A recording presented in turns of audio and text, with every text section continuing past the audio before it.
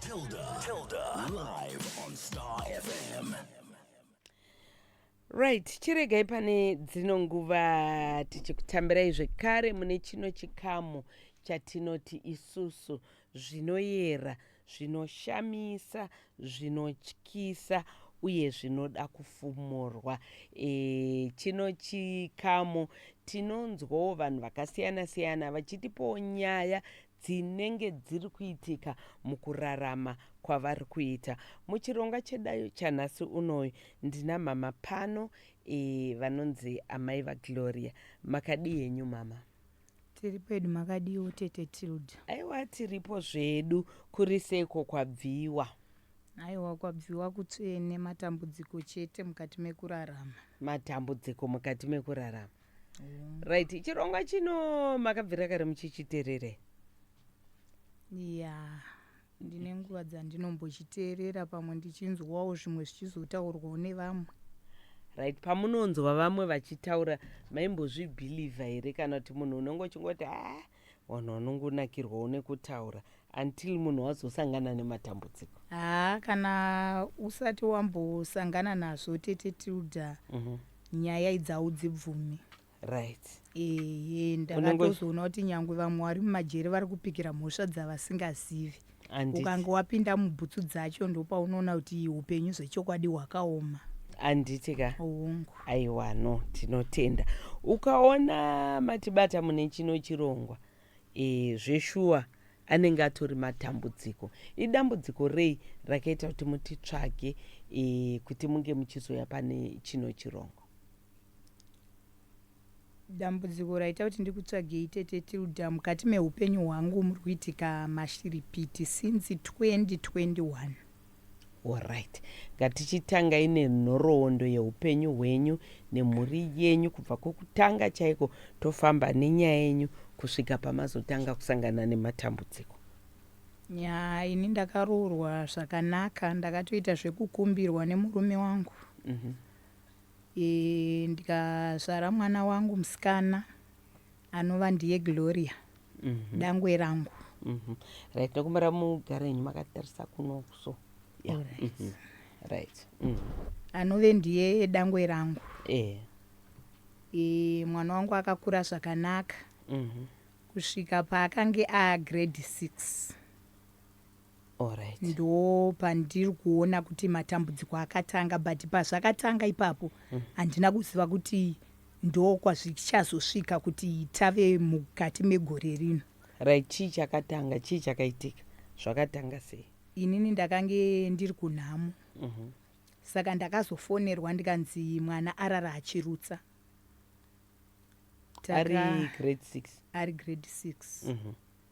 Ndakazobva kumusha kuenda kuita zvekumhanya-mhanya. Ndichisvika kumba dambudziko remwana harina kupera. Akaramba achingoti akadya nyama obva atanga kurutsa. Akangodya nyama obva atanga kurutsa. Kusvikira gore raakazonyora grade 7 muna August ndo pazvakazoperesesa. Makamuendesa kwachiremba? Kwachiremba ndinombobvira ndaenda. Saka zvaingoitika kana adya nyama chete? Zvaitika kana adya nyama chete. Alright. Ndokubva azopedza grade 7 yake ndobva aenda kusekondari. Form 1 yake akanyatsotoidzidza zvakanaka. Azomuform 2 ndo pakazotanga dambudziko randinaro iri kusvikira nanhasi. Dambudziko iri rakatanga iye aigara nevabereki vangu. Vabereki venyu mimi vari kubasa hongu. Saka pamba pakatanga kutsva ari masikati, zvichiita as if kuti magetsi abhasta akabva apisa zvinhu zvakaita sei? Property makatsva magumbeze nehembe at first. Zvazviri pai pambedha? Zvakange zviri ngori mubedroom mevabereki vangu, but mubhedha hauna kutsva. Okay. Ndokubva vanhu apa pakanzi fault ndiye magetsi? Pakanzi fault ndiye magetsi. Alright. saka zvadaro after some days zvakaitika chakange chiri chishanu tikabva tapinda musaturday sunday monday pasina chaitika chipiri kuspeya kwairara vana kwaive kunongori neonly light hakuna chimwe chinhu chakange chirimomo hakuna plug manga musina ndakatobuda zvangu ndikaenda kwandakaenda ndiri ikoko ndopandakanzwa futi murume wangu akufona achiti mama vandifonera varitaura kuti mumba munorara vana matsva futi saka makatsva mwana wangu uyu aenda kunogesa vaviri hanzvadzi yake anomuteedzera neumwe mwana wanzvadzi yangu akanga ari pamba pedu ipapo ndo vakanga vasara mumba mumwe vakanga vakarara ndokubva vabuda ndokubva moto watangira pamabhuku emwana wangu nebhigi rake ndobva wapisa izvozvo kumagumbezi hauna umbobata-bata wakangobata mabhuku emwana wenyu wakangobata mabhuku emwana chete sure. Okay. Saka zvakaramba zvichiitika tete kusvikira zvinhu zvizhinji pamusha pevabereki vangu zvakaparara including property yehanzvadzi dzangu dzakange dzisipo dzimba dzacho dzese idzodzo dzakatsva zvinhu zvikaparara. Ndoda kuedza kunzwisisa pari kutsva hapana machisi here, hapana bakidza machisi here, hapana kana makenduru kana marambi or anything chaita kuti paite moto? Hapana anenge abatidza. Zviri kuitika masikati kana manheru? Zvaiitika masikati, zvasingaitike manheruba. Zvaiitika masikati mumba kungobuda munhu unogona kutonzwa panext door kutaura kuti mumba menyu muri kubuda moto. Hapana anoona kuti moto uyu unenge wabatidzwa nani kana kuti moto uyu zvafamba sei. Sure. All right. Apa wapisa mabhuku nesecheli yemwana. All right. Saka takaramba tichingotenga zvimwe, tichingotenga tichidaro mauniform, asi mauniform andakatenga kana ku20 anosvika. Aingobvira. Aingotsva mauniform. Kuzodaro amai vangu ndofunga apa mauniform aitsva mauniform aGloria chete. Mauniform aitsva mauniform aGloria chete. Evamwe vananga sometimes zvaizongobatanidzirawo kuti zvinenge zviri padhuze nezvimwe zvinhu. Asi zvatangira pana Gloria. Asi zvatangira pamauniform ake. All right. Saka amai vangu vakazosvika pekuti hama dzaiuya dzichiona vanhu vachitadza kunzwisisa kuti zviri kufamba sei. Vakatanga kurwara. Mama venyu up to now vari kurwara. Vairwara nei?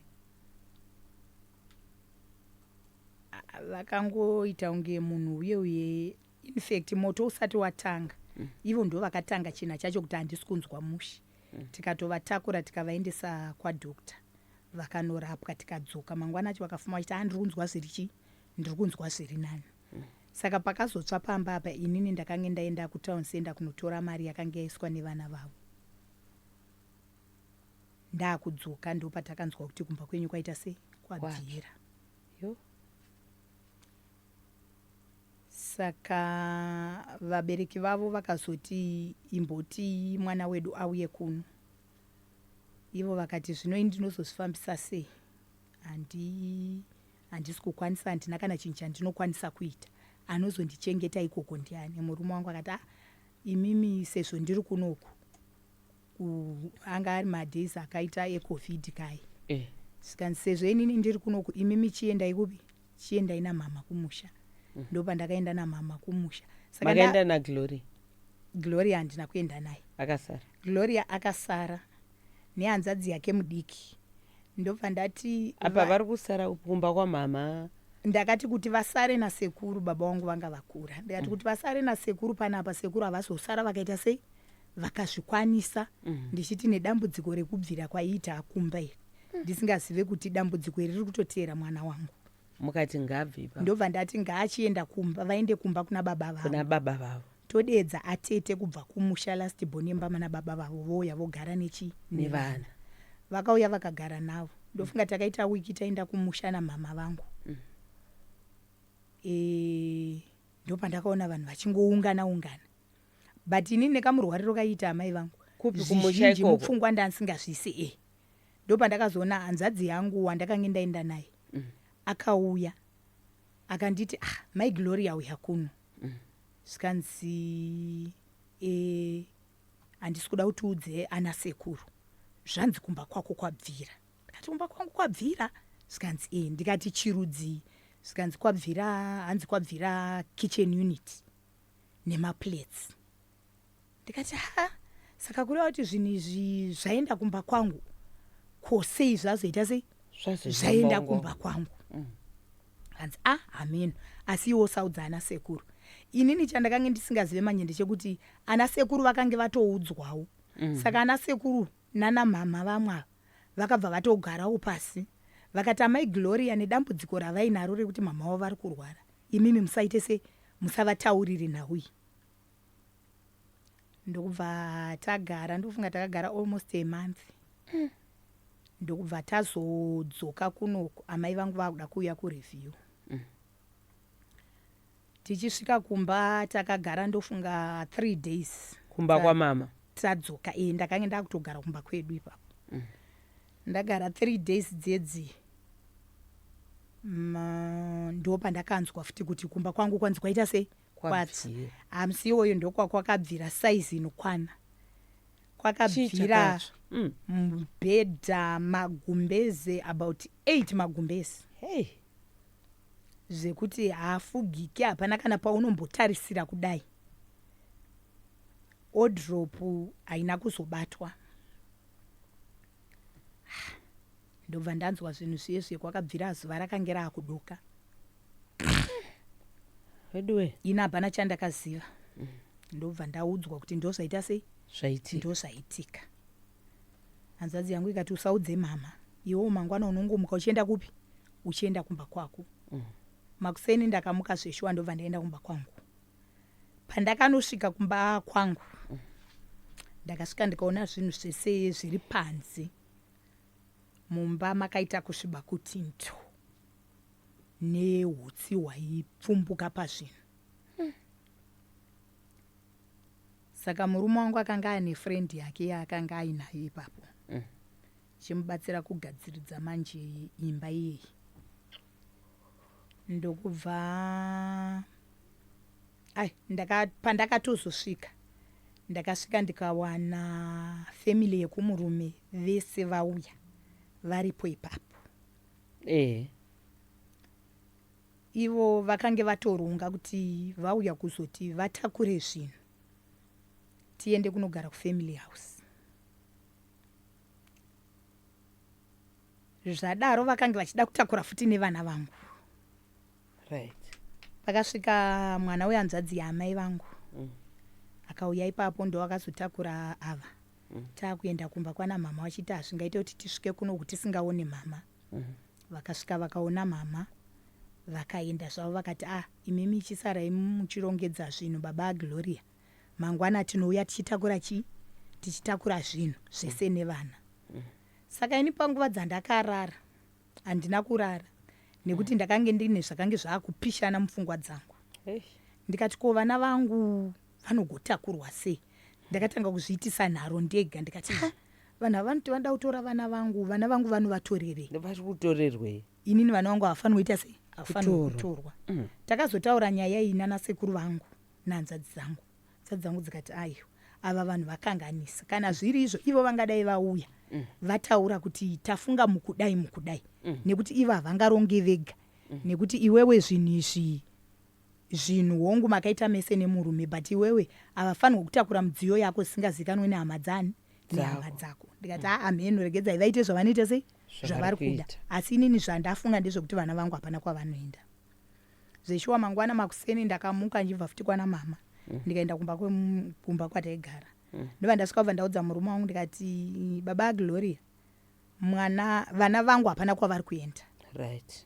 Apa kwanga kwatorongwa nema-extra lesson zvese kuti vana vachange vachibhadharirwa namai guru. Vasina kutaura nemi? Izvi hazviite seizvi, izvi kwandiri hazvibudi. ndokubva ndasara paipai nevana vangu, hembe dzedu dzakasara dzikatakurwa. Murume wangu akanodziisa akabva anzigara kuno.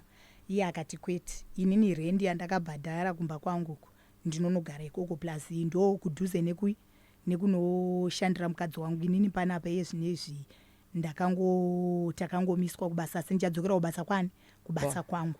Saka kuti mai Gloria vauye kuzogara kuno kuchinhambwe hazvizobuda. Saka vanofanira kugara kudhuze nekubasa kwavo.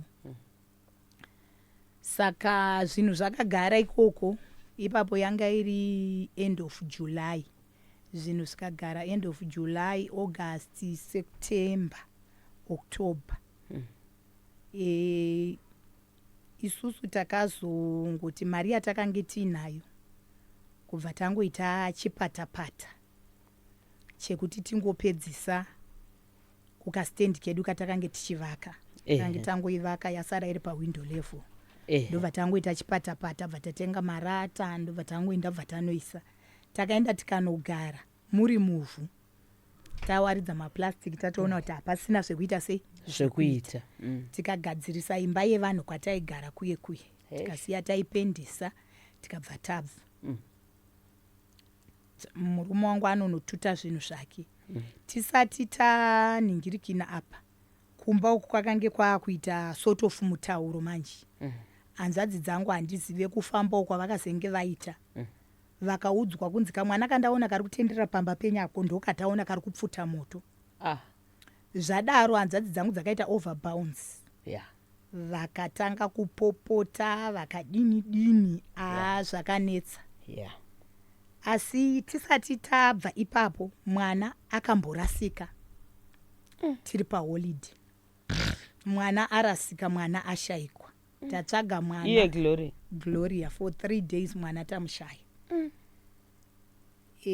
Vanhu vemumaraini ndopa vakasvika pakuti Gloria mwana ane hunhu. Mai Gloria hatidi kukunyeperai. Mwana wenyu pavana vese vari muraini muno hakuna munhu ane hunhu semwana wenyu. Zvekuti kana kuti tingati Gloria ane musikanzwa azviite. Nyaya dzaiswa kumapurisa, Gloria akanamirwa mapikicha ake. Achinzi atsvagwe. Mapurisa mangwana akati ngatiitresei futi kubva kuchikoro. Shamwari dzake dzikabuda pachena. Shamwari dzake dzikabvunzwa Gloria ane mukomana here, zvikanzi Gloria hana Gloria hana mukomana. Kana atoita mukomana wacho isati ngaite sei? Hatisati tamuziva. Saka zvakasvika pakuti zvadaro mapurisa akati regedzai tirambe tichiita sei? Tichitsvaga tione kuti zvakamira sei. Tachifungidzira kuti pamwe mwana uye ane hunhu hwemadrugs. Saka taigona kunomutsvaga mumapoints anowanikwa madrugs. Saka tanzwa kubva kushamwari dzake kuti Gloria haana hunhu hwakashata. Even kuchikoro headmaster vacho havana komendi iri bhedhi yavaita sei? Yavapa pamwana. Ndo paakazowanikwa mwana. Akawanikwepi? Mwana akawanikwa kumusha kwavo. After 3 days. Paakasvika kumusha kwavo hapana kana akataura. Saka baba vacho pavakazofona vachitaura kuti mwana kuno hatisi kumuona nekuti vanhu vekumaraini vanga vati takuisa mwana mumagroups. Vamwe vakati kuti muise mwana mumagroups hama dzacho dzisati dzaziva hazvizoita sei? Hazvizobuda. Ndo pakati vachifona, vachigadzika foni pasi. Vamwe atete vacho vakanga vasiri kumusha, vakanga varitoriwo kwavanga vari muno muHarare, vakabva vafona vachitaura kuti mwana ari kumusha kuna mama. Aenda sei nani asina kuoneka? Hapana akazvitsanangudza kuti zvafamba sei kana kuti chii chaitika. Alright. Saka ipapo mwana akazoti baba vake hama dzati chiendai munotora mwana. Baba wacho vakaenda kumusha. Gogo vacho vakasvika mwana ndichambofamba naye kuti ndione kuti zvii zviri kuitika. Ari pamunamato. Mwana akagara kumusha kuendofunga for 2 weeks. Ndokuzonotorwa mwana uyu. Mwana atorwa, mwana akangotaura kuti inini ndakangoti ndichibva kuchikoro ndichingopesana neshamwari dzangu. Ndakangotandaniswa nevanhu vanga vakapfeka zveblack. Asi vanhu ava vanga vari vakadzi. Vakanditora vakandiisa mumota. pavakandisa mumota ndakabva ndarara takafamba kusvikira pandakazopatika. Ndapatika ndakavabvunza, vakataura kuti tiri pagrowth point ine zita ravakataura. Hanzi ndokubva ndavati kotasvika sei? Tiri kurodhi yekumusha kwedu. Hanzi vakandibvunza kuti kumusha kwenyu ndekupi, ndikabva ndataura kuti kumusha kwedu ndekwekuti. Saka vanhu ava vakazonomusiya pachiteshi chakange chataurwa nemwana. Mwana ndopaakazongopindawo pane imwe shopu, ndokuonawo vanhu vaakaona, akati ndibatsireiwo, ndiri mwana wanhingi Ndakwenda kwanhingi. Ehe. Saka vanhu vaye vanonzi vakamubvunza phone number. Abvunzwa phone number, akataura phone number dzevamwe atete vake. Atete vaye vanofonerwa, atete vaye vanopa baba mukuru foni. Baba mukuru vapiwa foni, mai guru ndo vanonzi vakazotaura, vane shamwari yavo yanga iri pamashopusi ipapo, ikataura vakati ichirara nemwana achauya achitorwa naambuya vake mangwana makuseni. Ndokuzotorwa kwakaita. Inini ndazvinzwa mai guru, ndakavabvunza, mai guru vakatoseka, vakati ndakafungidzira kuti pamwe mwana makamutuma kumusha. Ndikati kutanga rini ndichimutuma chii chandaimutuma kumusha. Ndobva nhau yangopera yakaita sei yakadaro. Saka chii chimwe chakazoitika after that amai, vamwe amai vataiwirirana navo ndo vakazomutora, vakatiregedza inditore mwana uyu, nekuti apa tasati tanzwisisa kuti zvinhu izvi zviri kuteera mwana. Vakatiregedza inditore mwana, zvinogona kumudisturb. Vatora mwana kumba kwaamai ivavo, ndofunga vakagara naye 1 week. Ndokubva vamuka iri weekend, vakati wachai mainifomu yenyu nemabhuku enyu nemabhegi enyu.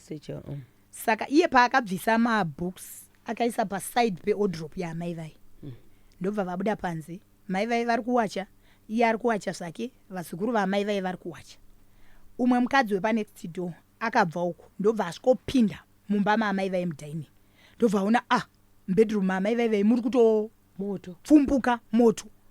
Ndobva amhanya akati, gogo, mubedroom menyu mune moto. Pavakadzoka vachingonovhura dhoo kudai gogo vai, ndobva vatowana mabhuku emwana ese aita sei apera. Ndobva ndafonerwa zvikanzi uyai. Ndobva tamhanya nababa wacho, ndobva tasvika kuye, ndobva tawana ndonyaya. Ndakapererwa tete Tilda. Vana vaamai vai vakanditi akoma musatyi, mama zvavakatotora mwana, nyangwe zvikaoma sei, nyangwe nemba yese ikatobvira, mama vanotoshinga vakabata vainaye mwana wenyu kunoku. Saka gogo vai vakazotora zvinhu, ndobva vaisa vane kapantry kavo kavainako, ndobva vaisa bhutsu dzemwana uye kuye. Bhutsu idzodzo dzakabvira kukasara bhutsu 1 kupantry kuye. Mupantry mama makaiswa hembe dzavaida kuzoita washeni. Saka pane mumwe musoja wavaiwirirana naye, anga ari wechidiki, anga ari sahwira wavaamai vake vakafa. Achipinda pai ndiye akatozovadedza akati, ko imi makagara mumba menyu mapera kupfumbuka utsi. Vaya vonodai so, votoona zviri kutoratidza zveshuwa kuti moto watangira pabhutsu yemwana uchienda kupi? Uchienda kuzvinhu zvavo. Pakabva pasara bhutsu. Panguva yeGloria anga nemakore manga? Gloria anga ari form 2. Alright. Saka iko zvino zvakamira sei, and after that makazomboedza kuwana rubatsiro here kune vanonamata nezvimwe zvakadaro? Takazama tete Tilda, tatenderera, taneta kusvika muzoona ndatsvaga kudai. Namba dzenyu ndaitombodzitraya dzichiramba, vanhu vazhinji vachinditi endai kwaTilda. Iye zvino zvazosvika pekuti mari vanongotora, even iri muinbox. Mirai. Anotora mari ndiani? Achitora pai? Izvozvo zvinhu zvacho zvinotaura kuti mari tatora, ende vanokusenderai zvavaita. Zvinenge zvichitaura zviri pai? Zvinotaura zviri mumameseji. Mameseji pai? Mufoni. Nekuti tichiri kugara. Mirai mama. Message inopinda mufoni? Message inopinda mufoni ichibva kunani, because it's obvious kana message ichipinda mufoni ka inofana kunge pane namba dzenyu idzodzo ndo dzinosenderana. namba dzenyu kusenderana sei? dzemumba menyu imomo, kuti foni yangu inogona kusendera yemurume wangu. Ehe. Yotichi Yongotaura zvavanotaura, mwana wenyu malaki anoawanepi, ini vangu vana havana laki. Alright. First akatanga Foni achiti yenyu handina munayo mwana. ipapo? Hongu ndinayo. Alright. Pane pamakasenderwa message tone. Ende ichisendwa ichibva kunani? Mamwe mameseji acho zvaanoita manje. Akapinda mufoni muye. Unozongoashaya. Asi maiverenga? Kuiverenga unenge watoiverenga. Mutaura chinoverengeka yodhilitika? Unozongoona mameseji adhilitika. Zviri kwere? Yo. Alright. Okay. Apa vakasendera vachiita kunge mwana wangu ari kusenda. Nekuti mwana wangu akazosvika pakutsva gumbo. Kutaura kuno kwatiri kuita. Okay, zita rakanyorwa paizita remwana wenyu? Vanotonyora nezita rake. Aiwa, muri kuti chi? Iyi message yabva kunhamba yemwana wenyu? Ndo zvinenge zvichiratidza kuti yabva kunhamba yemwana wangu. Asi ukaenda kufoni kwake unowana pasina zvakanyorwa. Asina kutumira message? Asina kunditumira message. Alright. Iyi yakatumirwa rini musi wa18 September. Hanzi gumbo remwana wenyu rakuora. Mwana wenyu akutozviona, but vanhu vacho hamuudzike. Iko zvino achanzi agurwe gumbo. Apa muchatomuendesa kuSouth Africa ndokuti risagurwe kozi raora gumbo racho, ende muno anotonzi akanonoka kuya, so ngaribviswe. Saka iko zvino network yakakatwa, so tosenda message foni iri kuchaja kozi pamba penyu hapasvikike. Pane mwana negumbo rikuora? Mwana wangu ndiye Gloria zvaro, ndiye Gloria. Uye akatsva neacid, so iri kumudya zvishoma nezvishoma. So zvakwamuri kumubvisisa gumbo kana kunomugadzirisa ameno, isu pedu takapedza, ende tiri kuda kuti ritobviswa gumbo racho, uye hamuna mari yekumurapisa kunze kwenyika. Kiki. Ndo masendero avo avanoita iwayo.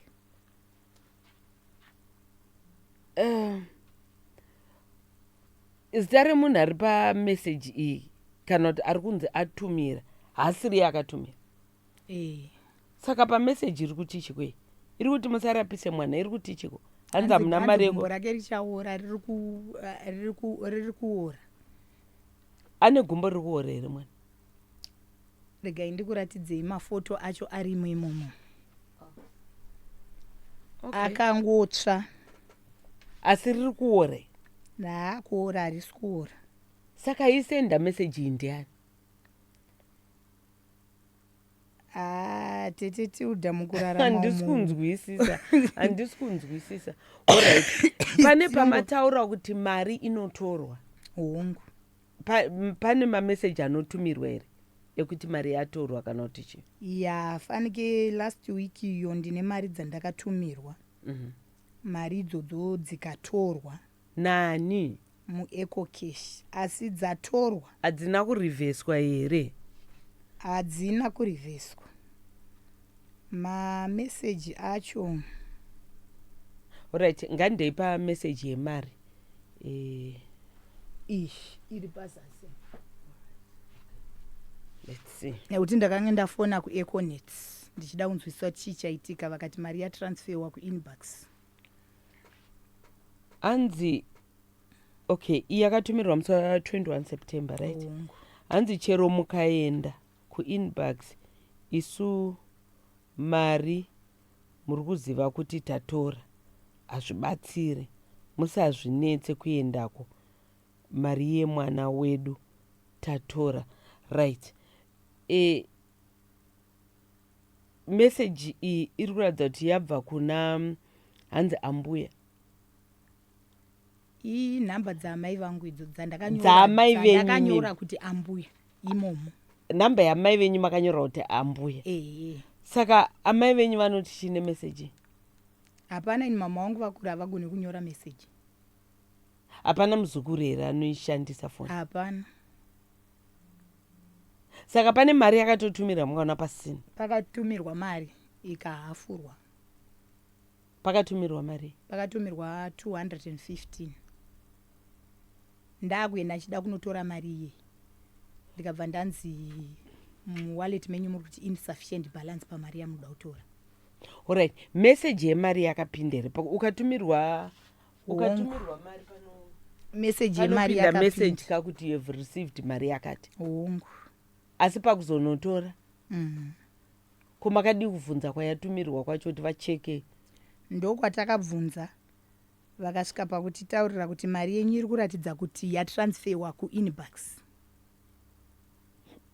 Saka tikati yatransferwa nani because patumirwa mari inini foni ndaandinayo plus ndaandiri kunyaradzo.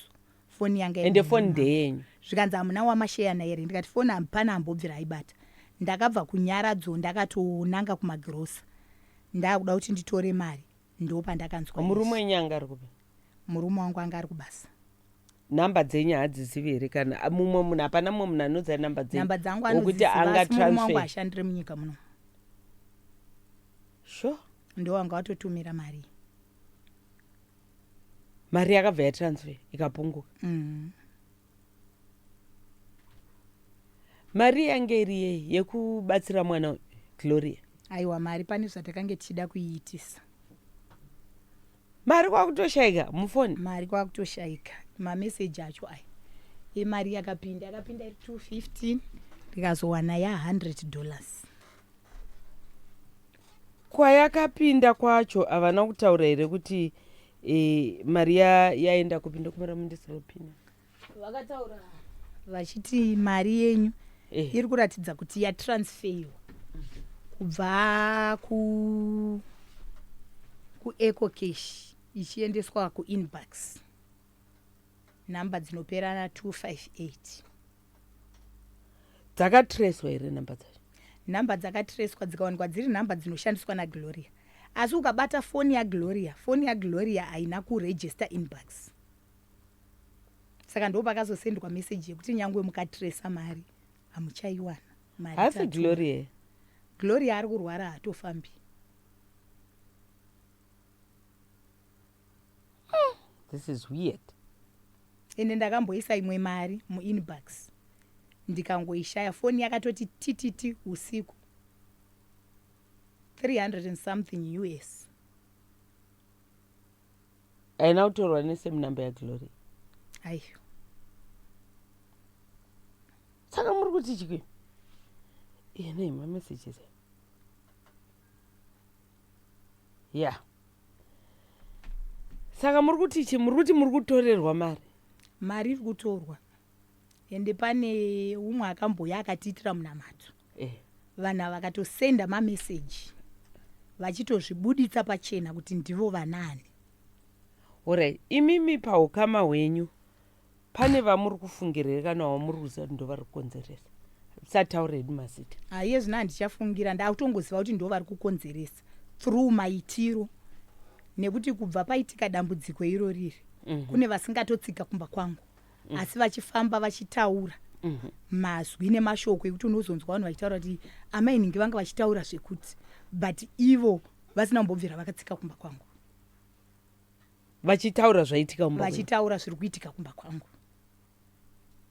Yeah, pakaipa. Alright. Amai Gloria, muda kubatsirwa nei?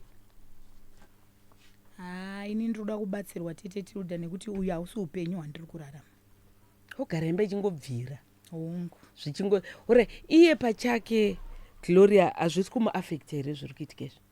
Iko zvino ane makore manga? Ane 19 years. Hazvisi kumuaffecta?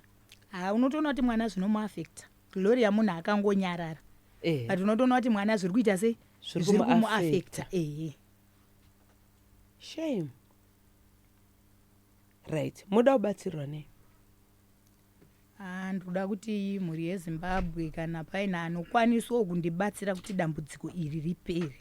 Yeah. rekuti mwana hembe dzinongotsva paagara pari kungotsva. hongu Kwamakambofamba zvainzi chii? kwatakambofamba at first vanhu vairasika zvikazosvika pekuti Kurasika sei? vaingo zvimwe zvacho vaitaura vachiti ndezvekumusha kwaamai Oh, Glory. okay, all right. Plus iva vanhu ivava vaisenda mameseji vaitaura kuti nyangwe mukafamba zvinenge hamufe makatibata muchabata baba vaamai vake ndo vamunenge muchingobata. Dai madzinga mwana uyu pamba, dai mazodii. Saka unozvishaya kuti ndinodzinga mwana wangu pamba. Mwana ndiye ari kudzinga abve pamba. Hanzi mudzingei pamba. Mhosva ndeyei aramba kuita. Ndofunga akaramba kuita zvavanoda nekuti vakambondisendera meseji. Iye anga Saka tongoti mwana angachida kupinzwa muhuro yaaramba. Iya, ndo maonero andiri kuzviita. Uye vari kuzvitaura iye zvinezvi ndo matauriro avari kuita sei avari kuzviita. Nekuti mumwe musi ndakasangana nebenzi ndichibva kubasa kwangu. Saka benzi iri rakabuda mumahuswa so. Saka ndakavhunduka zuva rakange rakunodoka. Ndandiri ndega murodhi. Ndakavhunduka. Benzi riye ndobva randiti musavhunduke. Dzikamai zvenyamai. Zviri kuitika muupenyu hwenyu zviri kuitiswa naningi. Achitaura zita raamai guru. Saka ndakasvika mazita tisataura kuti vanani. Ayo. Ndakasvika kumba. Ndasvika kumba. Ndokubva ndichingoti garei pasi. Kubva ndaona mufoni mangu masendwa meseji yekuti kamwana kenyu kari kutorwa. Ayo ndakaivhura ndisati ndasvika kumba. Zvikanzi kari kutorwara izvezvi muchakasvikira kachirutsa dai kakangofa kanongoti kushata. All right, it's okay. okay. Bva ndawana mwana akarara. All right, it's okay, my Gloria. Varida kubatsirai vanokubatai panhamba dzipi? Vanoda kundibatsira. Hazvibudi here. Zvinotobuda, all right. Saka toita sei? Vanokubatsirai vanokubatai kupi sei? Toita sei? Zvinotobuda kana tikapa namba. Regai ndigokupai namba dzevamwe asekuru vangu kana ndataura navo. Uzobata asekuru vangu yavanogara panext pedu. All right, it's okay. All right, it's okay.